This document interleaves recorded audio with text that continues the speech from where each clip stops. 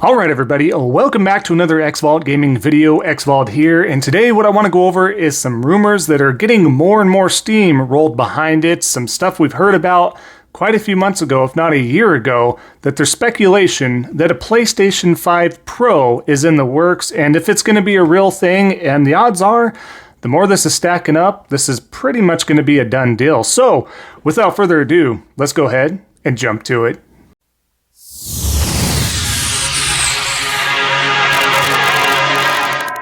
Alright, so like I was saying, we're getting more and more information, especially as of recently, regarding some leaks for the PlayStation 5 Pro, what it entails, what it's behind it, what we're to be expecting of it, when it should be released, all that stuff. There's also heavily rumored rumors happening where we might get another PlayStation event happening this August. So we'll see if that happens as well, but let's pull this article strictly from tomsguide.com. And go over this here. So I'll quickly run through it, go over some of those thoughts and opinions, of course, backing this up, right? So starting off, the heavily rumored PS5 Pro could hit store shelves as soon as next year. A new report claims it's set to release in November of 2024, complete with upgraded GPU and RAM to make 8K console gaming possible.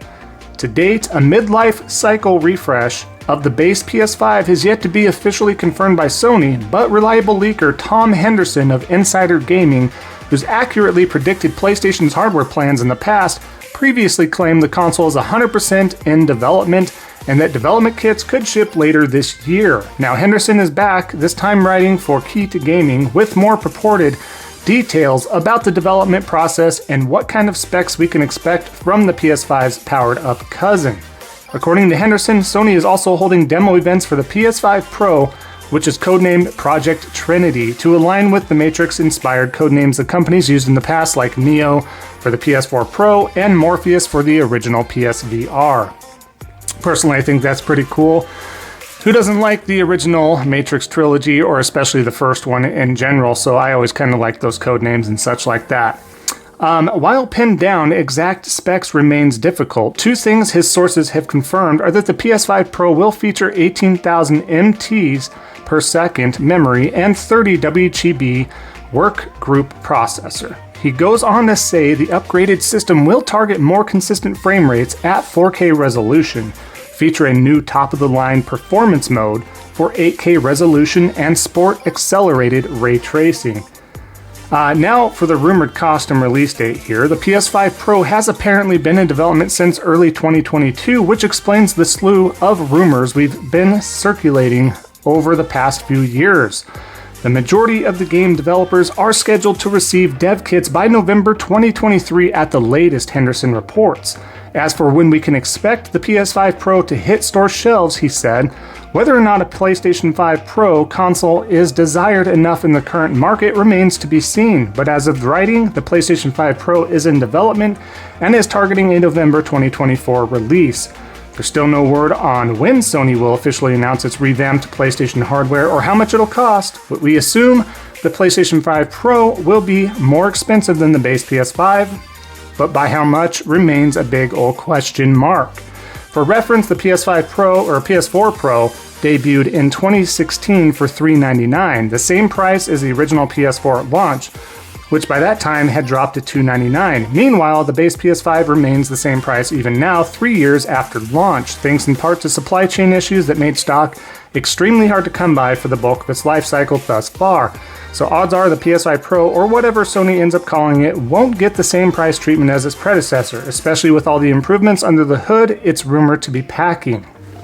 So, that is the end of the article, essentially, and what else we have to go over here is there's some key points to be pulling out from here that I just want to go over quickly here. Let's go towards the end of the article here where they're talking about the price point and how the PS4 Pro did match the original price point of the PS4.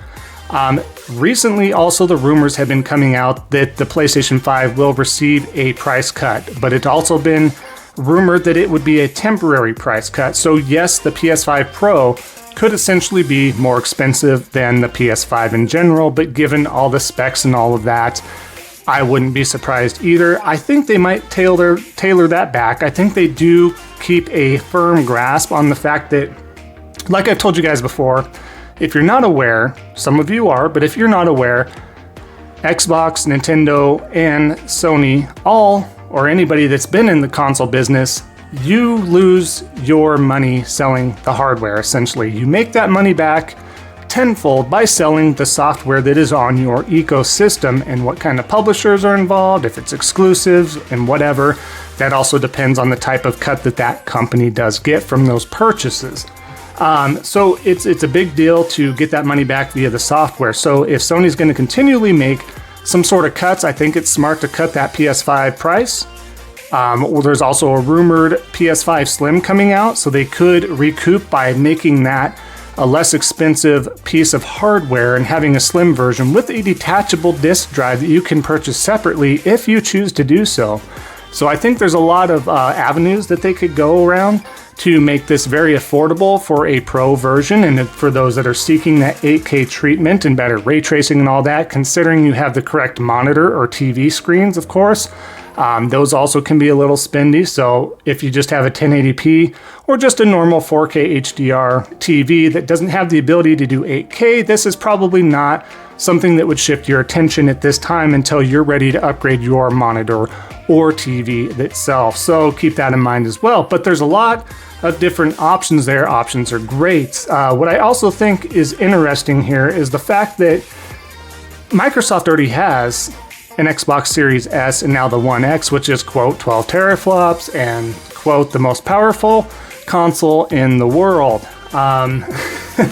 Even though it's not being taken advantage of in most games, especially third-party games and Sony's first-party games, the architect is just more aligned. It's better utilized on the PlayStation system. You can view a lot of videos from Digital Foundry's website and YouTube videos as well to check those out. That backs up that claim, because they go through and rigorously test out the frames and what can be pulled apart from those videos there. So that's just a given there. So with the fact that Microsoft already has two separate SKUs, one is a very much weaker system that is already bottlenecking a lot of the gaming industry, and due to the parity clause, I don't think Xbox will end up getting another console for this generation to make it a pro version as well. I know they had the One X last time that was really towards the end of the life cycle. You didn't get much time at all before they released the Series S and X, so to me I was like, that was kind of odd, but they already have two SKUs right now. Last time they had different SKUs for different types and whatnot due to the hardware and hard drives and stuff like that, but this is a little different. Now you're going to throw in three SKUs. I just don't see them doing that, especially when you have a parity clause for the Series S, and that just takes more development time to squeeze everything you have out into three different SKUs, as opposed to PlayStation just has one SKU at this time. So if they do have another one, like they did with the PS4 Pro, that just takes advantage of stuff, especially first party and some of the third parties and whatever deals made behind the scenes there, it just makes sense. And I personally would welcome it. Now, I do not have an 8K TV myself, but I would really respect the fact that you probably have more bells and whistles under the hood, and getting that reflective ray tracing, getting more out of that, and just really compressing, getting higher frames per second in that 4K mode. I think that's a big win as well. Again, this isn't going to probably be for everybody, but for there's fans out there that like to get a little bit more, that still love that plug and play method without having to dive into the PC ecosystem, because everything's just super simple and you're ready to go.